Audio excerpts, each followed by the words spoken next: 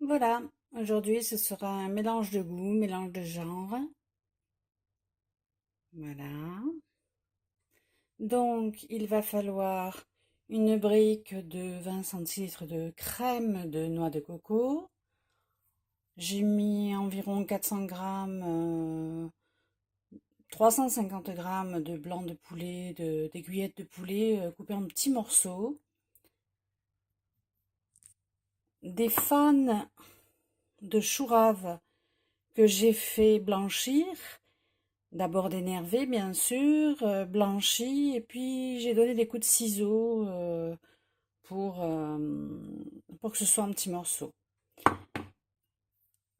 Je vais y rajouter dans ma crème de noix de coco, j'y rajouterai de la sauce de soja, un peu de poivre. Alors du gingembre, c'est au choix de chacun, soit du frais, soit en poudre, comme ceci, ou là de la pâte de gingembre curcuma. Voilà, ça c'est pour la préparation de la sauce. Il faut aussi un tout petit peu d'huile d'olive, une petite boîte de tomates concassées et bien sûr le principal que je n'ai pas sorti, il faut des vermicelles chinois. À tout de suite. Voilà, j'ai donc pris une cuillère, une dose de euh, 15 millilitres d'huile d'olive. Voilà. Que je vais étaler, si vous le voyez, je vais étaler bien partout dans mon plat. Voilà, un petit peu sur les bords aussi. Vous pouvez en mettre même un petit peu moins de l'huile, hein. D'habitude, j'en mets moins. Là, voilà. On a étalé l'huile. Et donc, je vais installer au fond mes vermicelles de riz chinois. J'ai donc écrasé environ 60 à 70 grammes de vermicelles chinois que j'ai mis au fond de mon plat. Voilà. Je vais y verser dessus ma boîte de tomates. Voilà. Donc, j'étale un peu mes tomates.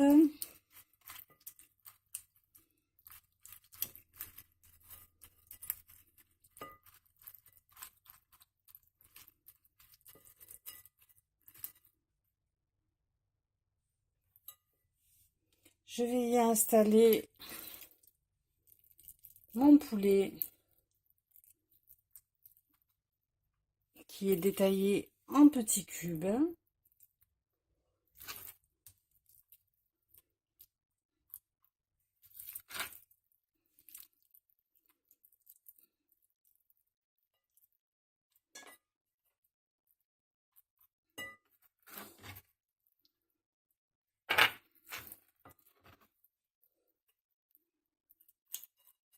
Alors, cette façon de procéder avec les fans de chou rave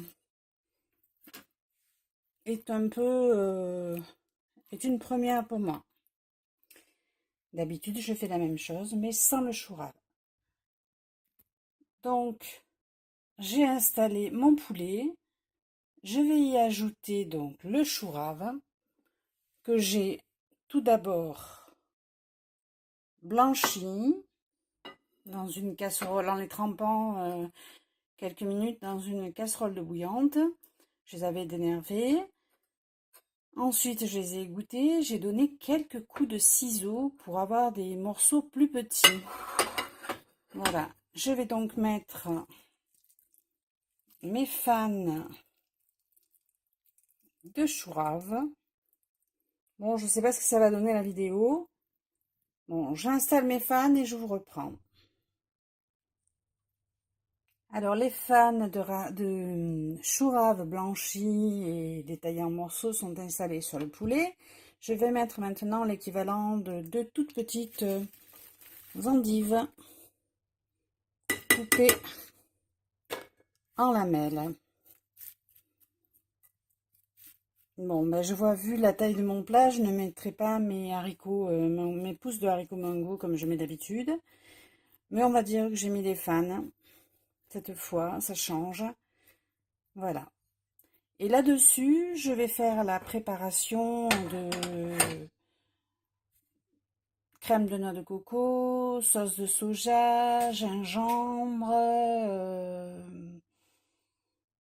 du poivre et les aromates que vous avez envie. Moi, je m'en tiendrai à la noix de coco, gingembre, poivre et sauce de soja. Donc, j'ai mis 20 centilitres de crème de noix de coco. J'ai un petit reste de lait de environ 20 millilitres de crème, excusez-moi. Et donc, il me reste 20 millilitres, 100...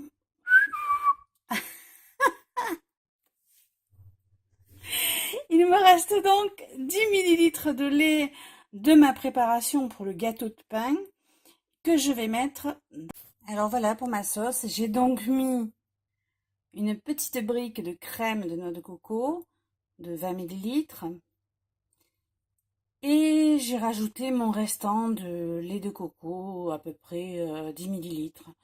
D'habitude, je ne le mets pas. Là, je l'ai mis parce que ça évitera qu'il se renverse dans le frigo, bien entendu. Donc, je rajoute à ma crème, mon lait. J'ai opté pour le gingembre moulu, le poivre.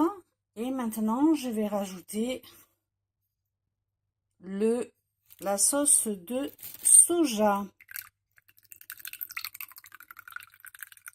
On va essayer d'être généreux parce que c'est ce qui va saler le tout.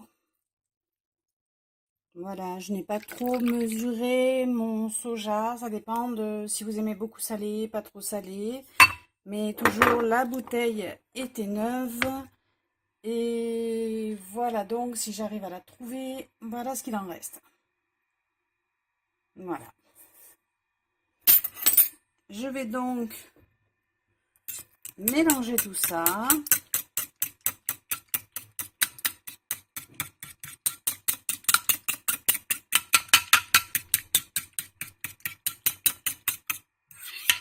Et ce mélange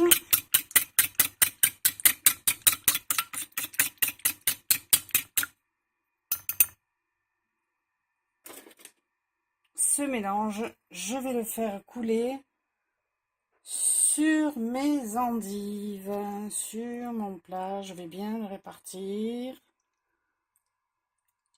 Voilà, qu'il y en ait à peu près partout.